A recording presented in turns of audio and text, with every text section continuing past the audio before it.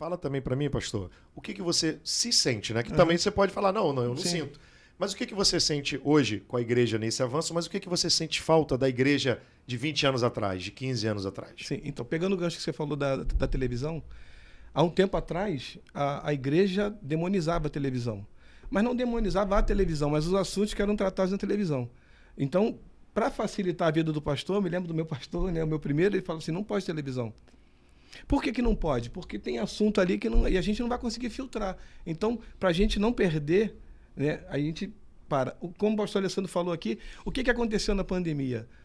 Na pandemia, até a pandemia, muitas igrejas não davam conta de mexer com a internet ou de acessar, de, por exemplo, transmitir o culto ao vivo no YouTube ou no próprio Facebook.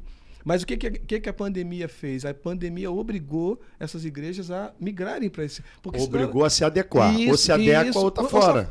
Muitas igrejas fecharam também. Isso aconteceu no meio secular. Né? Eu conheço empresas que fecharam porque elas não conseguiam se adaptar a essa o e-commerce, essa modalidade da internet. Aqueles que estavam trabalhando pouquinho, eles conseguiram aumentar o fluxo.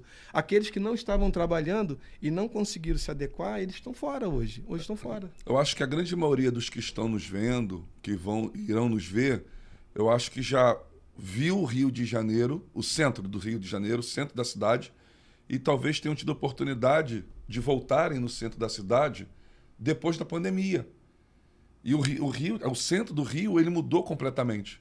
Porque as grandes empresas que alugavam prédios inteiros, né, as grandes empresas, hoje elas descobriram o home office. Descobriram, opa, calma aí, dá para ganhar dinheiro mais ainda. E detalhe... Sem ter aquela despesa. Sem ter despesa. O funcionário, ele trabalha melhor, que está em família, está em casa. A empresa gasta menos, porque 2 horas para ir, normalmente, 2 horas para voltar, porque o problema não era o trabalho.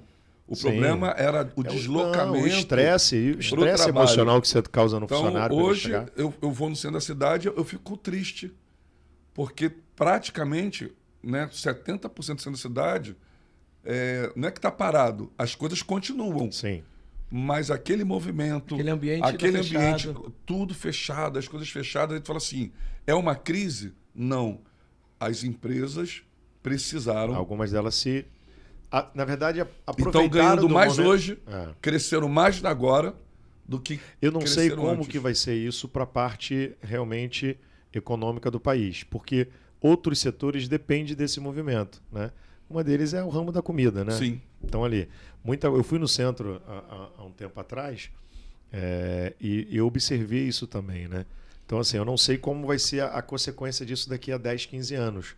Você vê o banco hoje, você quase não vai mais no banco. Antigamente você ia no banco para quase todas as coisas.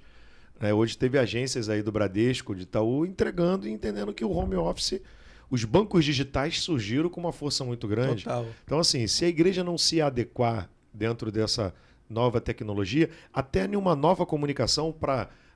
eu tenho um filho de 20 anos, tenho uma filha de 9 e tenho uma filha de 1 ano e 8 meses. Essa de 9 de 1 ano e 8 meses, a comunicação com ela já é totalmente diferente com o meu filho que eu tive que tem 20 anos. Então, se a igreja também não se adequar, não estou falando de adequamento da palavra, não estou falando de mudar a doutrina, mas se a gente não se adequar para a mensagem chegar nessa juventude que também está muito politizada, né, e está muito aquém das causas sociais, né, das homofobias ou das fobias, assim, de uma forma geral, como que a igreja se adequa a isso? Mas esse é o grande desafio. E o que acontece? Nós estamos falando porque o mundo ele é polarizado, né? Nós vivenciamos isso aí, né, nos últimos meses na questão da política. Muito polarizado. Era um ponto ao outro. Que é ruim, eram né? extremos. Tudo que é extremo é ruim. Infelizmente, a igreja acabou entrando, né, num cenário que precisava entrar, mas até que ponto ir? Então a gente está falando muito do momento positivo ou de algo positivo que é negativo, que foi a pandemia, que levou a muitas igrejas, a muitos ministérios se reinventar. A igreja virtual é uma realidade, mas aí eu quero agora, né, nesse momento da nossa conversa, ir para o outro lado, que é a parte negativa de todo esse avanço tecnológico. Em que sentido, pastor Alessandro? porque o culto, a comunhão dos santos, o congregar, o koinonia, a adoração coletiva, ela se tornou dispensável.